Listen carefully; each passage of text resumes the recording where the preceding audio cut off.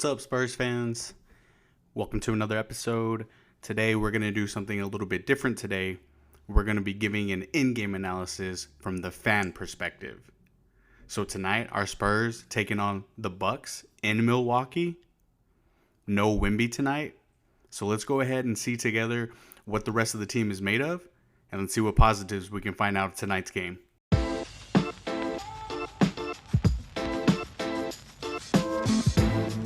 All right, Spurs fans, so major bummer, Wemby's out tonight. Huge bummer that we're not going to see that Wemby-Giannis matchup, something we were all looking forward to all year. But it looks like we're just going to have to wait a little bit longer. Let's hope that Wemby observes Giannis tonight, and let's see if he can learn something from his game.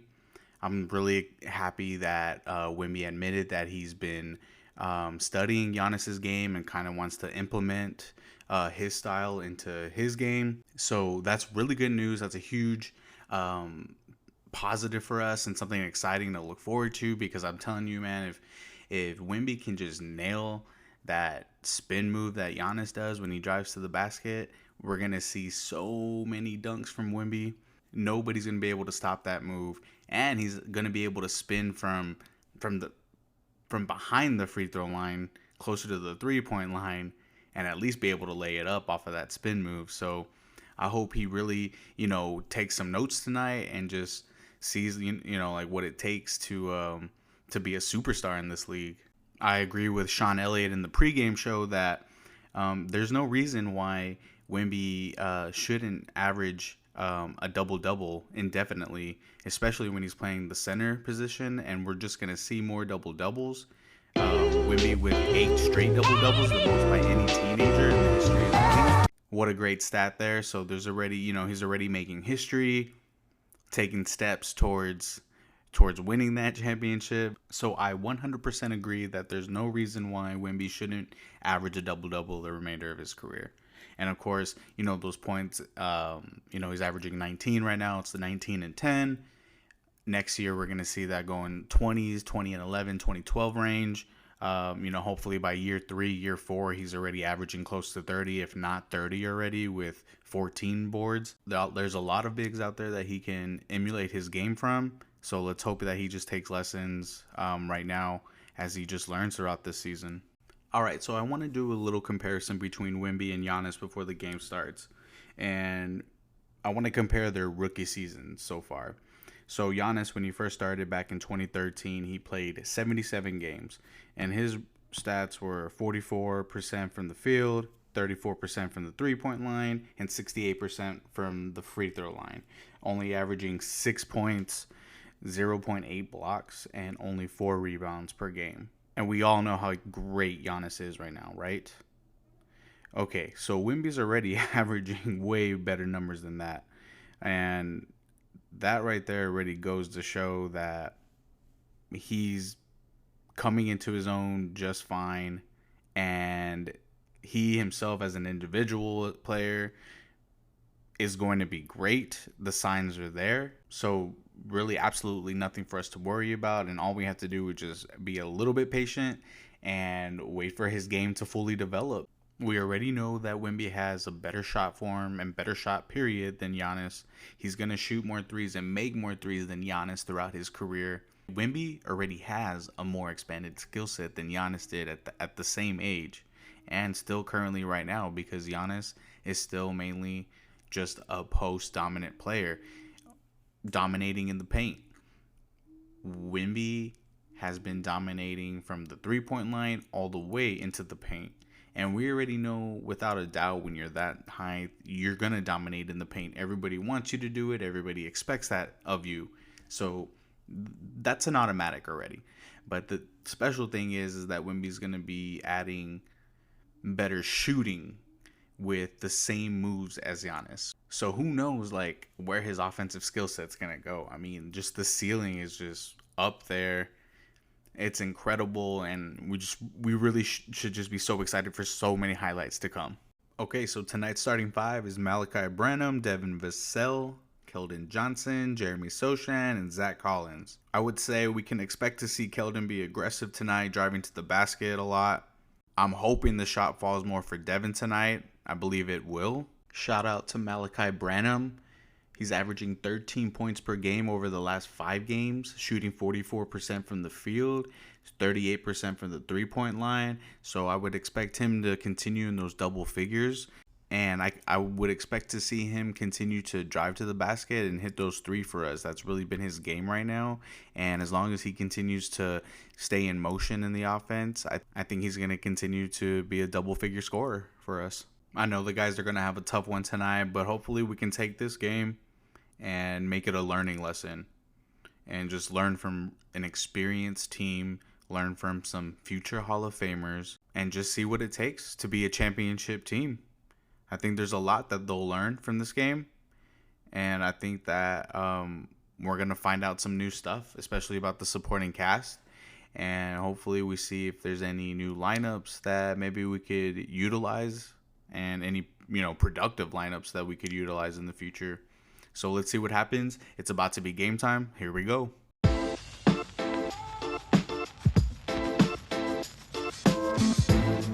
All right, so it's the end of the first quarter. Bucks up 44, Spurs 26. There's several things that we can learn here from this first quarter alone and just playing a team like this too. Like on defense, we just need our players to commit and be dogs. Like just full on pressure. Especially with a guy like Damian Lillard, you have to be on him. You have to be right on him all the time. But even then, yeah, he's still going to score his. I mean, he's just too good of an offensive player. But what I think would really help is just, of course, like us just making shots, just being able to make shots. We're missing a lot of good shots that we're taking. We're not taking a lot of bad shots. And if we could just hit those, man, it's just going to like help us keep up with the pace of the game and like help us on defense as well. I mean, like a team like this and like when they have a player like Damian Lillard who's not so great on defense, we just need to be in attack mode on him. So just running like pick and rolls on him, just making him run through screens, just attacking him, getting the mismatches. I mean, he usually guards the team's, like best offensive player, and is usually like undersized on them too. So we just need to take advantage of that. But hitting those shots would just really help us here and would just keep us in the game. It's 8 minutes left to go in the second quarter. Bucks up 56, Spurs 39. Good thing is that the guys look like they're starting to be more aggressive, driving it to the basket more and cutting to the basket more. And that's exactly what we need right now because the shots are just not falling. So really good cuts. Devin had an and one. Keldon going up strong for the basket for 2 points, although it should have been an and one too, but they never called a foul on him. And that's the problem. When he drives in a lot, they just never call the foul. So, like, he's doing a good job by driving the ball. I mean, he should. I know that he needs that, we want him to have some more control and, we want those floaters to fall more, but he's still doing a great job by driving into the basket and doing exactly what he should be doing. 5 minutes left in the second quarter, and Cedi Osman already with 8 points. Always doing great for us off the bench, always coming through, always staying aggressive. He has great drives to the basket. Wish they would call the fouls on him a little bit more too, but he has great drives to the basket. Very intelligent. I also got to say, we have to find a way to make this Zach Collins pick and roll work because the guys are always leaving him open. He's always open for the 3-point shot. He's shooting it, making it here and there. I'm glad that he's shooting the shots, and he's not really hesitating anymore to take those shots. I don't think he's making them enough consistently for us to continue to just run the pick and pop. So we just really got to figure it out and see what we can make work out of that pick and roll with Zach Collins. Wow, Dan Weiss was just saying that this game is the 1-year anniversary of Jeremy Sochan shooting the free throws with one hand. And this whole year, he has only missed 30 shots out of 139 free throw attempts. So there is so much improvement there already. There's proof right there in that stat. And I think he should continue to do what he's got to do to improve his shot. So good job, Jeremy. Way to make improvement and just continue to do so. It's almost the end of the second quarter, and we're driving it to the basket right now, but the Bucks keep blocking us at the baskets. So I think the way we should beat this team would be just making our shots, really. A team like this, they're bigger than us. And the best way to beat them is just to make our shots. Driving to the basket, we're having a hard time doing that right now. It's good, but we should be driving to the basket and kicking to the open man. And right now, I don't see us kicking to the open man. I don't even think we do have an open man out right now. But let's see if the guys adjust anything at halftime, and let's see where we go from there.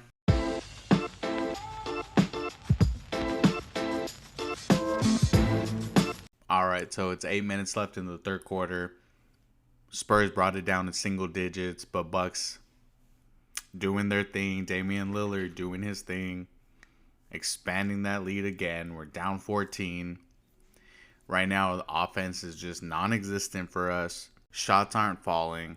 This is really where like we need Devin Vassell to kind of take that next step and become the next tier level player. And I can see him kind of emulating his game too around Chris Middleton, because Chris Middleton's a shot creator, he's a shooter, and that's what we need Devin to be. And once he becomes that, these situations like these, he's going to be able to keep us out of little ruts like this where, offense is just non-existent and we're down 14, and we won't be in these type of holes when he becomes that next tier level player. Is it just me, or did Jeremy Sochan just stop shooting 3-pointers all of a sudden? Like, I feel like he hasn't shot that many 3-points in a while. He was making them earlier in the season. I don't know why we're not running more plays for that and seeing that a little bit more often. He needs to get game time experience in shooting the three so he can gain that confidence and, maintain some consistency there at the 3-point shot. It was there, so we should see more of it. Okay, so the Spurs are down 107-85 at the end of the third quarter, and right now it's just not looking too good. I mean, Devin Vassell and Keldon Johnson really should be closer to the 20-point range right now. Devin's only got 17, Keldon only 11, and they should both be already at 20 points each right now and really just trying to take over the game for the team. Trey Jones is balling off the bench with 14 points, 7 for 10 for the field goals, and he's just doing a really good job. And it's all about just constantly moving, constantly driving to the basket, constantly cutting the basket. He's been doing it all night. He's a really good floor general. I really like him playing with Osman a lot because there's just so much ball movement and motion in the offense when they're out on the floor together. I wish we could have them two, Devin Vassell and KJ, out on the floor together, but it's a smaller lineup, but I wish we could find a way to make it work because Devin's really supposed to be our main to second option on offense. And right now we just really need more out of him. But if we could have him, Osman, and Jones out there on the floor together, I think that would be a really good offense when it's clicking and just a lot of motion going on. So there would be really good pace and movement. It would really be nice to see. As we get into the fourth quarter, same problem. We're still missing shots. And that's all it is. We're just continuously missing shots. And we're missing our 3-point percentage is just horrible recently over the past several games. And that's just really killing us. I mean, if we make a decent percent amount of the 3 points that we're shooting, I wonder what conversations we're having then. Because, what's the next step in the offense? What's the next thing that we need to work on? But right now, it's really just we're not hitting shots. And I guess that's why, we're not seeing anything new in the offense. Is because, hey, we need guys to hit shots first, and then we can move to the next step in the offense. But so until we hit shots, I think we're just going to be stuck in the same position right now offensively, and, just going to have to wait it out. Okay, I can't believe this tangle up with Bobby Portis. That's just an older man trying to pick on a 20-year-old right there. Jeremy Sochan's not doing anything. All he's doing is just trying to hold his own and not be a pushover and not being intimidated. And you have this adult man, seasoned veteran, just trying to pick on the kid and trying to bully him and show his dominance and strength over him. That's just ridiculous. Come on, man. What kind of ball player is that? That's ridiculous. That exchange was so stupid. That whole exchange is dumb. We're not a dirty team. No matter how bad we're losing, no matter what our record is, we're not a dirty team. We're not known for that. We're not gonna just pull frustration out and just like play stupid. Like, no, that's not what we're known for. But they're getting the upper hand on us, so it doesn't look good right now. It doesn't look like we're gonna make a run at the end. So I mean, a lot of things that these guys can learn from today's game. Of course, we're very young. We all know that, and but even then, like, we could still make our shots, and we could still run the offense better. I feel like, we're still like not having that spacing. Guys are still running into each other, not really knowing like where their spots are supposed to be. So all of that can still be ran better, even though we are a young team.